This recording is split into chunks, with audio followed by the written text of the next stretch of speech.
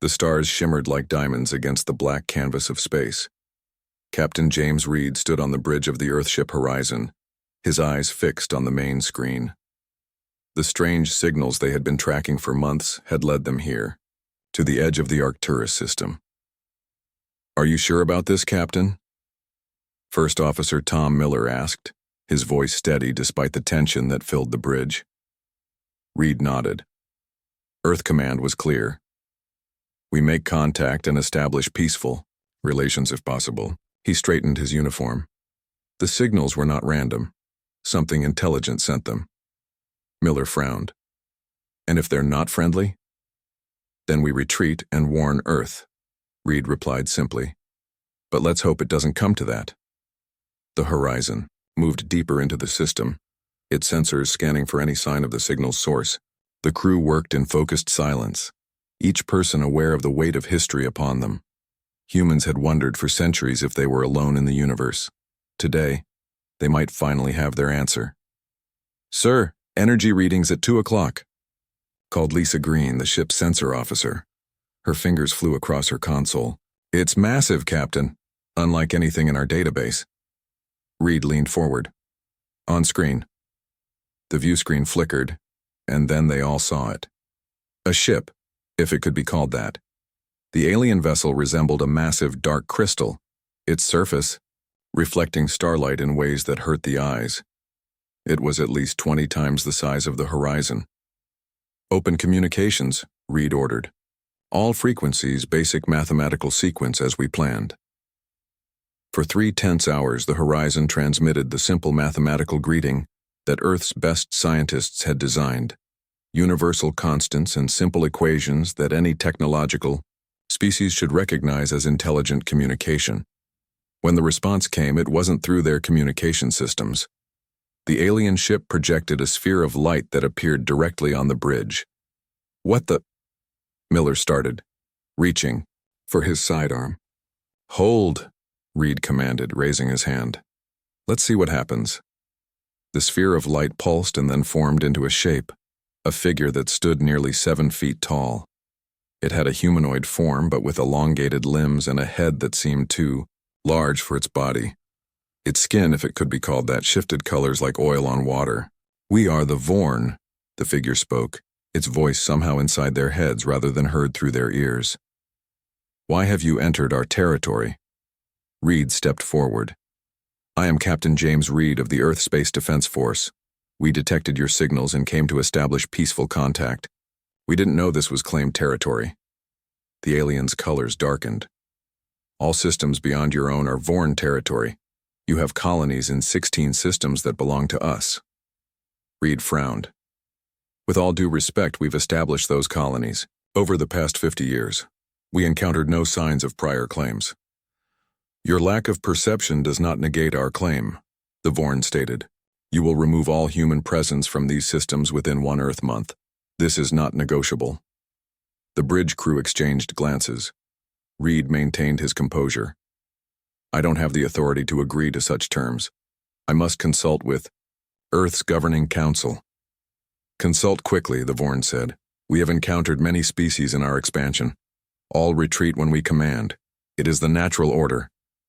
Reed straightened his back. "Humans might see things differently. We don't abandon our people or our homes without good reason."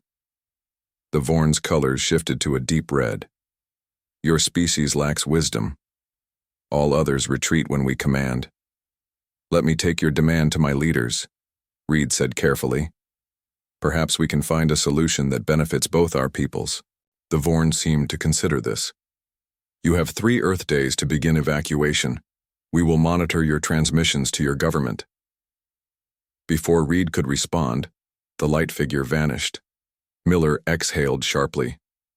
"That went well. Send the full recording to Earth Command," Reed ordered. "Priority channel, and prepare a detailed report of everything we've learned." As the Horizon transmitted the first contact data to Earth, debates erupted across the planet. Emergency sessions were called in the World Council. Military forces were placed on high alert. 3 days later, Reed received Earth's response. "Captain Reed," the message from Admiral Wilson began, After careful consideration, the World Council has decided we cannot abandon our colonies. Millions of humans live in these systems. They are legally established settlements under Earth law. You are to inform the Vorn that while we seek peaceful relations, we will not retreat from established human territories. We are dispatching the Third Fleet to your position as support. Reed rubbed his tired eyes after reading the message. He knew what this meant. Open a channel to the Vorn ship, he ordered. When the light figure appeared again on the bridge, Reed delivered Earth's response with quiet dignity. The people of Earth wish for peace, but we cannot and will not abandon our colonies and citizens. We propose establishing boundaries and treaties that respect both our peoples. The Vorn's form pulsed with dark energy. Your answer is unexpected. No species has refused our directive before. Humans value freedom and self-determination, Reed explained. We've overcome many challenges by standing firm in the face of threats. We hope you'll recognize our right to exist in these systems we've settled. You misunderstand, the Vorn replied. This was not a negotiation. Your response has been recorded. Your species has been judged. The light figure vanished, and immediately, the ship's sensors blared warnings. Captain, the alien vessel is powering weapons, Green shouted. Shields up, evasive maneuvers, Reed commanded. But it was too late. The Vorn ship released a pulse of energy that enveloped the horizon.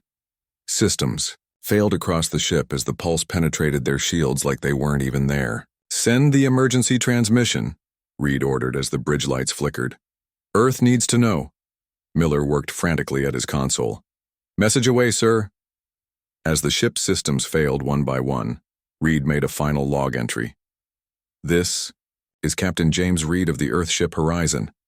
We have made contact with an alien species called the Vorn. They demanded we abandon all colonies outside our solar system. When we refused, they attacked. I fear this is just the beginning.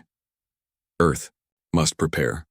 Humanity refused to retreat, and this is the biggest truth. Our stand for freedom may have started a war. The horizon exploded in a brilliant flash of light, but its final message reached Earth, and as the Vorn fleet mobilized toward the human colonies, humanity prepared for a conflict unlike any they had faced before. And then the war began. Admiral Kate Wilson stood in Earth's Defense Command Center, her face grim as she watched the holographic display. Red dots representing Vorn warships were entering the solar system. The loss of the horizon and Captain Reed's final warning had given them only 2 weeks to prepare. Status report, she demanded, her voice firm despite the pressure weighing on her shoulders. Colonel Dan Brown looked up from his console. Vorn fleet has passed Neptune's orbit, Admiral. 17 ships, all larger than anything we have. They're heading straight for Mars colony. Wilson nodded. And our defenses? Fleet is in position around Mars. Civilian evacuation is at 63%. We need more time. Wilson studied the display. Earth had never faced an alien threat before. Their ships were designed for exploration and colony defense, not full-scale war against a technologically superior enemy. We fight with what we have, she said.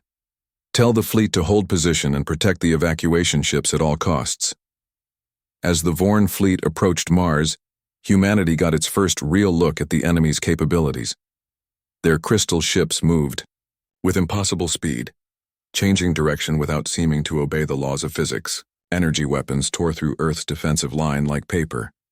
In the Mars colony control room, Governor Paul West watched in horror as the first Vorn ship entered orbit. We need more time, he shouted into the comm. We still have thousands of civilians in the underground shelters. We're sending everything we have, Wilson's voice replied, distorted by interference. Hold on, Governor. The battle for Mars lasted less than 6 hours. Earth ships fought bravely, but they were outmatched. The last evacuation ships barely escaped as Vorn forces landed on the red planet's surface. Back on Earth, Wilson received the devastating news. Mars colony has fallen, Admiral. Governor West is dead. We managed to evacuate 70% of the population. Wilson closed her eyes for a moment, Thousands of lives lost in a single day, but there was no time to mourn. "What about the data we collected during the battle?" she asked. "Our science team is analyzing it now," Brown replied. "Dr. Roberts wants to meet with you immediately. Says he found something important." In the science lab, Dr. Bill Roberts, a tall man with wild gray hair, was studying scan results with intense focus. "Admiral, look at these readings," he said without looking up as Wilson entered. "Every time one of our ships used sonic mining, equipment to break up asteroid debris as shields, the Vorn ships altered course." Wilson frowned. "Explain." "The Vorn ship's reaction was not tactical," Roberts continued, excitement in his voice. "It was instinctive, like they were avoiding something painful. I believe their crystalline structure, or perhaps their biology, is sensitive to certain sonic frequencies." "A weakness?" Wilson asked, hope flickering for the first time. "Possibly. We'd need to test it, but I think repeated sonic vibrations might disrupt their ships or even hurt the Vorn themselves." Wilson's mind raced with possibilities. "How quickly can we modify our weapons?" "For a full conversion?" "Weeks. But we could retrofit some mining ships with amplified sonic equipment in days." "Do it," Wilson ordered, "and keep this quiet. If we're right, we might just have our first advantage." 3 days later, as the Vorn fleet approached Earth's moon base, they encountered an unusual formation of ships. These weren't military vessels, but mining ships, normally used for breaking up asteroids for resources. On the lead mining ship, Captain Frank Moore felt sweat dripping down his back. His crew of miners, not soldiers, looked to him nervously. "Remember the plan," he said over the comm. "Wait until they're in range, then hit them with everything we've got. For Earth. For Mars." As the first Vorn ships came into range, the mining fleet activated their modified sonic equipment. Waves of concentrated sound, invisible but powerful, radiated toward the alien vessels. At first, nothing seemed to happen. Then, to everyone's amazement, the Vorn ships began to shudder. Their perfect formations broke apart as they tried to move away from the sonic attack. "It's working," Moore shouted. "Push forward. Don't let up." The mining ships pressed their advantage, focusing their sonic weapons on the lead Vorn vessel. Its crystalline surface began to vibrate, cracks appearing along its hull. Then, suddenly, it shattered like glass, breaking into thousands of pieces. A cheer went up across the human fleet. For the first time, they had destroyed a Vorn ship. The remaining Vorn vessels retreated, pulling back to regroup beyond the moon. It wasn't a decisive victory, but it was hope. In the Vorn command ship, Fleet Commander Tech observed the retreat with disbelief. In his centuries of conquering worlds for the Vorn Empire, he had never seen such resistance. "Analysis," he demanded of his science officer.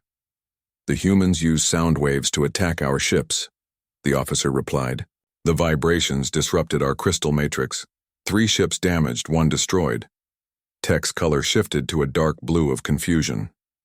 How did they discover this weakness so quickly? No species has ever adapted to fight us this fast. "Unknown, Commander. But these humans, they don't behave like the others. They should be fleeing." Tech moved to the communication array. "I must report to the High Command. This resistance is unexpected." As he prepared his report, Tech reviewed what they knew of human history. Their databank showed a species that had survived countless natural disasters, wars among themselves, and near-extinction events. A species that had nearly destroyed their own planet but somehow pulled back from the brink. A species that, despite their physical weakness compared to the Vorn, refused to accept defeat. "Fascinating," he murmured. For the first time in his long life, Tech felt something new: doubt. Back on Earth, Wilson received news of the victory with cautious optimism. "It won't take them long to adapt," she warned her officers. "But now we know they can be hurt. Begin retrofitting every ship we have with sonic weapons, and I want a ground-based sonic defense system for Earth and our remaining colonies." In underground labs around the world, human scientists worked frantically to develop more powerful sonic weapons. Engineers Mike Davis led the effort, testing different frequencies to find the most damaging to Vorn technology. "We need to hit them harder next time," he told his team. They'll be ready for our mining ships. We need something they won't expect. As Earth prepared for the next battle, Wilson addressed the World Council. Today we've proven the Vorn can be defeated. But this war has just begun. They expected us to surrender like other species before us. Instead, humanity refused to retreat. Now we fight not just for our colonies, but for our very existence. Outside the council chambers, the people of Earth watched the skies, knowing the Vorn would return. But for the first time, they had hope. Humanity had stood against the impossible and found a way to fight back. The real war was about to begin. The Earth Defense Council meeting room buzzed with tension. Maps and holographic displays showed the positions of both human and Vorn forces throughout the solar system.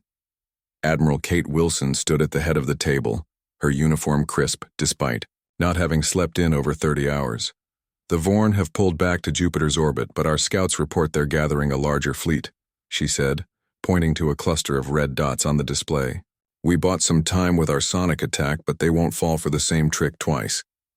Mike Davis, the lead engineer who had been rushed into the council after his work on the sonic weapons, spoke up.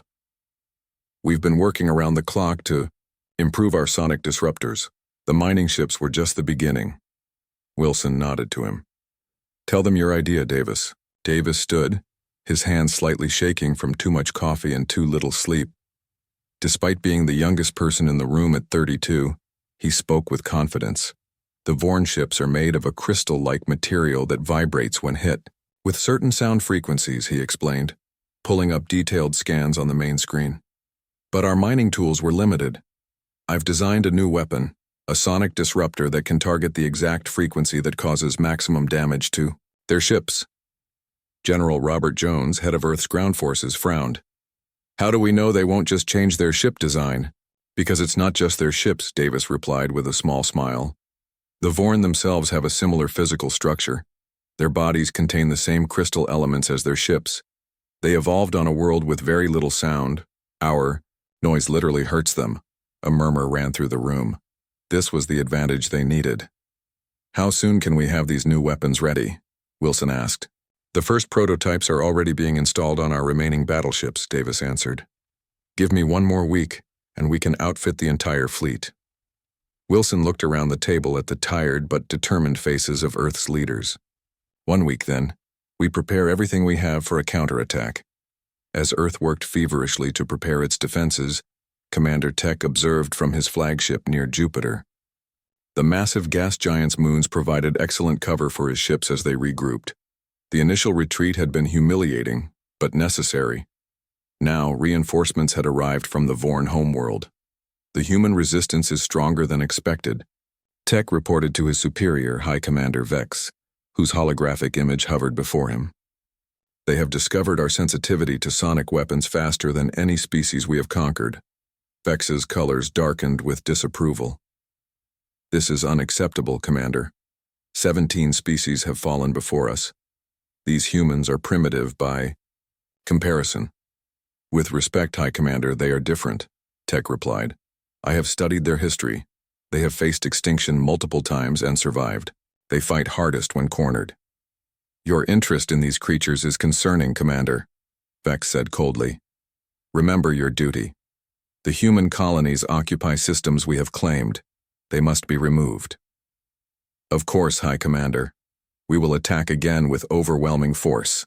As the communication ended, Tech turned to his science officer.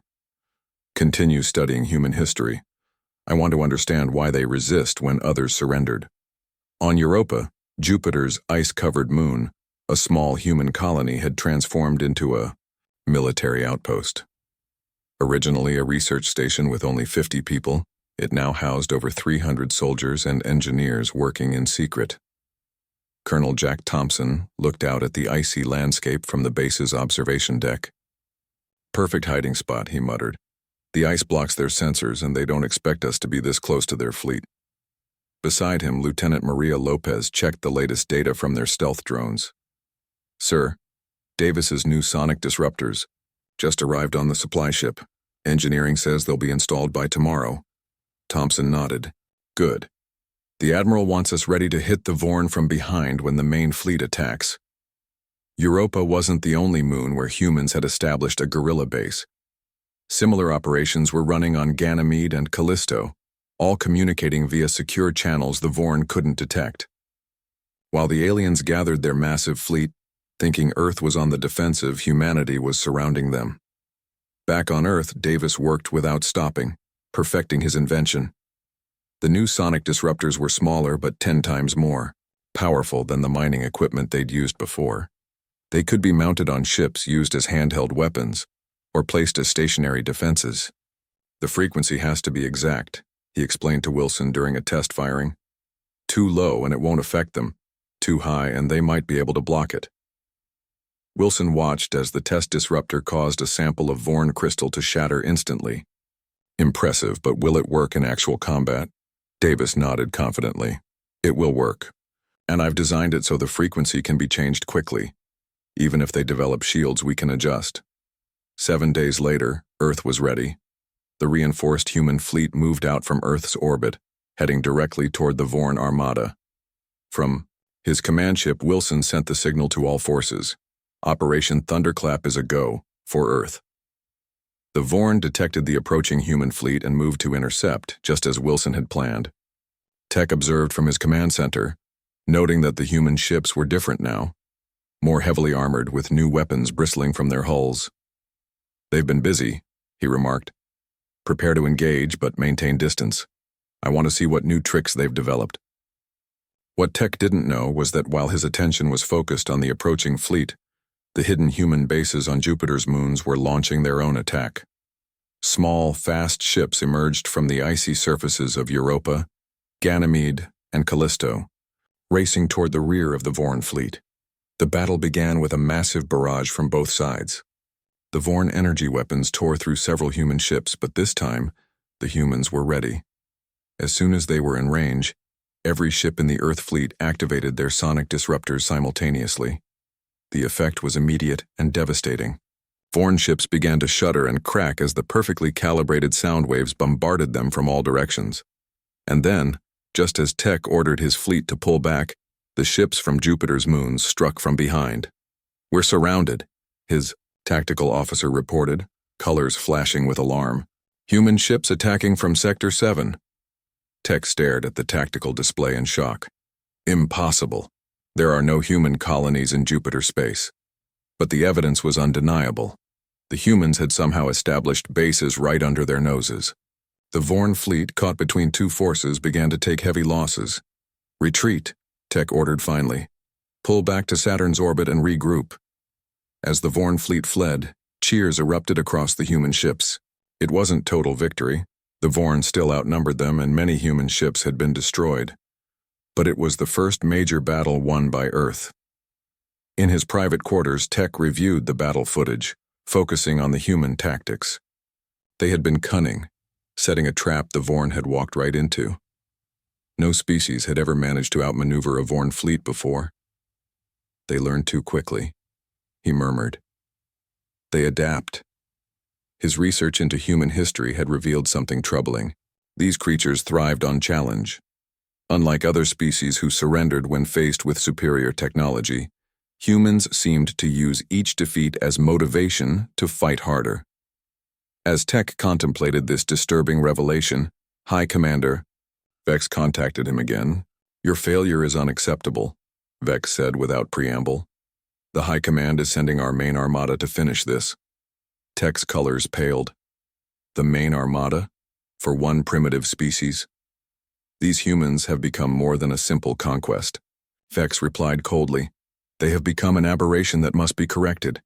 If they successfully resist us, other conquered species might get similar ideas. After the communication ended, Tech stood in silence. The main armada meant thousands of ships, far more than Earth could possibly defeat. But something inside him had changed. For the first time in his long career of conquest, he found himself hoping that somehow the humans would find a way to survive. On Earth, Wilson addressed the Defense Council once more. We've won a battle, not the war. The Vorn will return, stronger than before. But today we've proven something important. Humanity will not go quietly. We refuse to retreat, and that simple truth has shaken our enemy to its core. 4 months into the war with the Vorn, Earth was holding on by a thread. The initial victories had given humanity hope, but the arrival of the Vorn main armada had changed everything. Over 2,000 alien ships now surrounded the solar system, slowly tightening their grip. Admiral Kate Wilson stared at the latest casualty reports in her underground command center. Earth's outer defenses were failing one by one. The room was silent except for the soft beeping of computers and the occasional whispered conversation.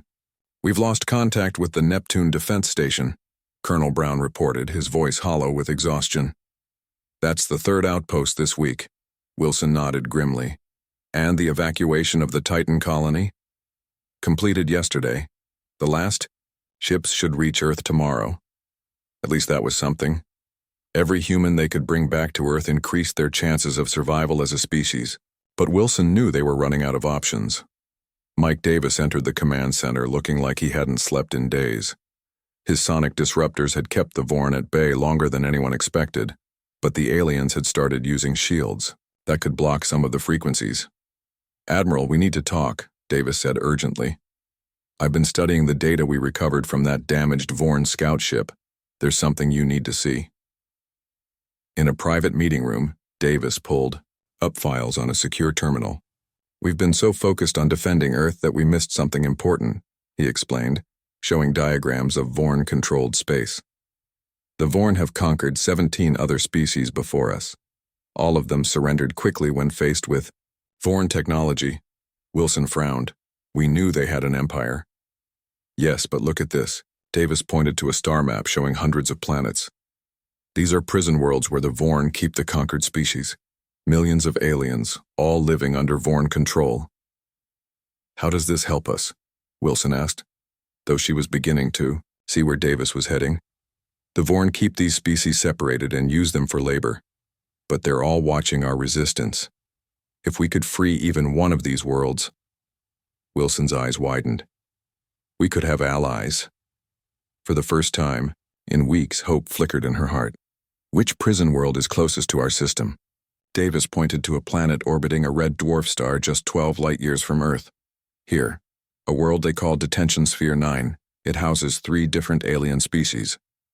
Wilson straightened her uniform. "Get me our best stealth ship and a team of volunteers. It's time we expanded this war." On the Vorn command ship, Tech reviewed the reports from the front lines with growing concern.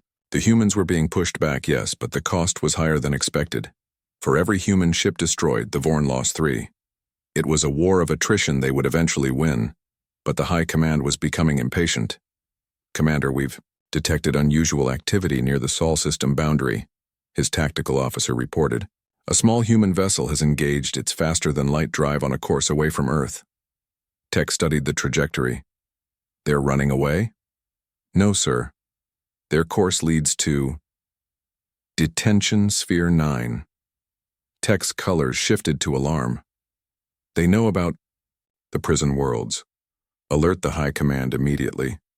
But deep inside, Tech felt a strange emotion, something like admiration. Even facing extinction, the humans were still fighting, still looking for new strategies. His private studies of Earth history had shown him countless examples of humans facing overwhelming odds and somehow surviving. The small Earth ship, Defiance, carried Wilson herself, along with a team of 20 elite soldiers and Davis. The stealth technology kept them hidden as they approached Detention Sphere 9, a barren, rocky world with massive prison complexes visible from orbit. "Minimal Vorn presence detected," reported the ship's pilot Sam Tucker. "Just as we hoped. They don't expect anyone to attack a prison world." Wilson nodded. "Take us down near the main complex. Quick in, quick out." The landing was smooth and undetected. Wilson led her team across the rocky terrain toward the towering walls of the alien prison. Using sonic disruptors calibrated to affect Vorn guards but not the other species, they breached the outer defenses. Inside, they found a nightmare. 3 different alien species worked in mines and factories under harsh Vorn supervision. The first species they encountered were the Trill, tall, insect-like beings with 4 arms and compound eyes. The second were the Nodons, short, stocky creatures with tough, leathery skin. The third were the Vazir, graceful, aquatic-looking beings with silver skin. When Wilson's team freed the first group of prisoners, the aliens were confused and afraid. "We mean you no harm," Wilson said as Davis activated a universal translator. "We're humans from Earth. We're fighting the Vorn, and we need allies." A Trill stepped forward, clicking its mandibles. "Fighting the Vorn? Impossible. None resist." "The Vorn. We do," Wilson replied firmly. "And we're not giving up." As word spread through the prison, the alien prisoners began to watch the humans with growing interest. When the team used sonic weapons to drive off Vorn guards, whispers of amazement rippled through the crowd. The leaders of each species met with Wilson in a secure location. "Our people have been enslaved for generations," said the Trill leader named Kritike. "The Vorn took our homeworlds, our freedom, everything. They told us resistance was futile," added the Nodon chief Grum. "That all intelligent life submits to Vorn rule eventually. Yet you humans fight," the Vazir elder Sil observed. "Why?" Wilson stood tall. "Because freedom is worth fighting for. Because we refuse to live on our knees. Because retreating and surrendering isn't the human way." The alien leaders exchanged looks. "If we help you," Kritek asked, "what do we gain?" "A chance to take back your worlds," Wilson replied. "A future where your children aren't born in chains." After hours of discussion, an alliance was formed. The prison break became a full-scale revolution. Thousands of alien prisoners overwhelmed the remaining Vorn guards, taking control of the planet within days. Each species brought unique abilities to the alliance. The Trill had incredible technological knowledge, having been forced to build Vorn weapons for decades. The Nodons were natural miners, who understood how to harvest resources from the most hostile environments. The Vazir had powerful mental abilities that could disrupt Vorn communications. As they prepared to return to Earth with representatives from each species, Davis made an incredible discovery in the prison's database. "Admiral, look at this," he said excitedly. "The Vorn keep detailed records of every species they've conquered, including their weaknesses and strengths. With this information, we can develop targeted strategies against their forces." Wilson's eyes gleamed. "Download everything. This could turn the tide." But as the Defiance prepared for departure, Vorn reinforcements arrived. Tech himself led the fleet, having anticipated Wilson's plan. "The humans must not leave with the prisoners," he ordered his ships. "This rebellion cannot spread." The Defiance, loaded with alien allies and precious data, faced a dozen Vorn warships. Escape seemed impossible. "We came too far to fail now," Wilson told her crew. "Prepare for emergency jump. All power to the sonic shields." As the Vorn ships closed in, the Defiance fired its newly enhanced sonic weapons, now improved with Trill technology. The combined power sent shockwaves through the Vorn fleet, creating just enough confusion for the small ship to slip past their blockade and jump to faster-than-light speed. Tech watched them escape with mixed emotions. The High Command would be furious, but part of him, a growing part, wondered if the Vorn way was truly superior. These humans, who refused to retreat even when logic dictated surrender, had accomplished what no species had done in 1,000 years. They had formed an alliance against the Vorn. As the Defiance raced back to Earth with its precious cargo of allies and hope, Wilson knew they had reached a breaking point in the war. Either this bold move would save humanity, or it would hasten their destruction when the Vorn retaliated with even greater force. But for the first time since the war began, the outcome no longer seemed certain. Humanity had refused to retreat, and that stubborn courage had ignited a spark across the stars. The return of the Defiance to Earth brought a surge of hope that spread like wildfire. As the alien allies disembarked from the ship, humans gathered to witness the historic moment. It was the first time Earth had made contact with friendly alien. Species Admiral Kate Wilson led the delegation, with representatives from the Trill, Nodons, and Vazir following behind her. The Earth Defense Council had assembled in full, their faces showing a mix of awe and cautious optimism. Today marks a new chapter in our war against the Vorn, Wilson announced. We are no longer alone in this fight. The alien representatives stepped forward one by one. Kritik of the Trill clicked his mandibles in a gesture of respect. Grum of the Nodons thumped his chest in salute. Syl of the Vazir bowed gracefully, her silver skin shimmering in the light. For too long we believed resistance was futile, Kritik said through the translator. Humans have shown us that freedom is possible. Mike Davis had been working non-stop since their return, analyzing the data stolen from the prison world. He burst into the council chamber, unable to contain his excitement. Admiral, I've found something, he said, his eyes wide. The Vorn database contains detailed information on all 17 conquered species. Each one brings unique abilities that the Vorn have suppressed. Wilson's eyes narrowed. How quickly can we free more prison worlds? That's just it, Davis replied. We don't have to free them all individually. The Vorn use a central control system to manage their empire.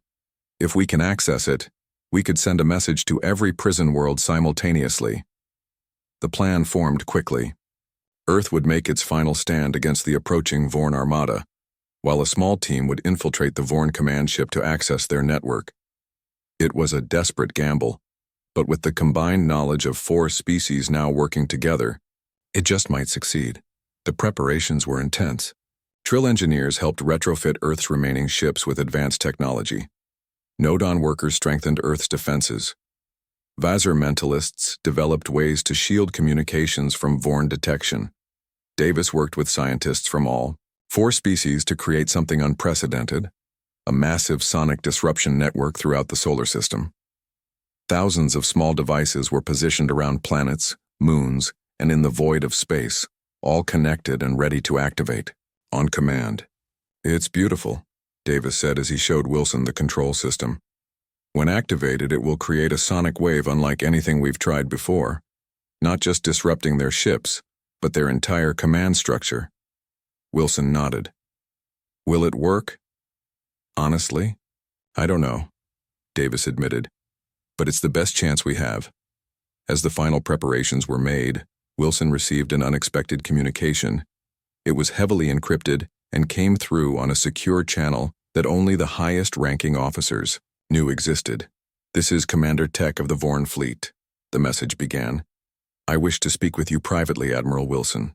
After verifying the communication was genuine, Wilson met with Tech via secure hologram. His translucent form shimmered in the secure room. Why contact me now, Commander? Wilson asked, her guard up. Your armada is less than 3 days from Earth. Tech's colors shifted slowly. I have studied your species extensively, Admiral. Your history, your culture, your stubborn refusal to surrender even when logic dictates you should. It is fascinating. Is that why you called? To tell me how interesting you find us before you destroy our world? No, Tech replied. I called because I believe the Vorn way may be wrong. For 1,000 years we have conquered and subjugated other species, believing our biological and technological superiority gave us the right, but none fought back like humans. Wilson's eyes narrowed. What are you saying? I can provide you with the command codes for our fleet, weaknesses in our defense systems, information that could help you survive. Tech's colors rippled with emotion. I cannot stop the attack, but I can give you a fighting chance. Wilson couldn't believe what she was hearing. Why would you betray your own people? Because your resistance has shown me that diversity brings strength. The Vorn seek to make all species serve us, but what you've done, creating an alliance where each species contributes their unique abilities, that is true advancement. After much verification and testing of Tech's information, Wilson incorporated it into their defense plans. The final battle was about to begin. The Vorn armada arrived with overwhelming force, over 3,000 ships darkening Earth's skies. High Commander Vex led the attack personally, his massive flagship at the center of the formation. Surrender now, humans. Vex's message boomed across all frequencies. Your resistance ends today. Wilson stood on the bridge of Earth's flagship, Horizon 2, named in honor of Captain Reed's lost ship. Around her, humans worked alongside their alien allies, each focused on their tasks. All ships report ready, Admiral. Colonel Brown announced. Sonic disruption network at 100% capacity. Wilson took a deep breath. Send our response. Her voice was steady as it transmitted to the Vorn fleet. This is Admiral Kate Wilson of Earth. We will not surrender. We will not retreat. Humanity stands with our allies against your tyranny. The battle began with a fury unlike anything seen before. Vorn ships unleashed devastating energy weapons, while Earth's combined fleet fought back with everything they had.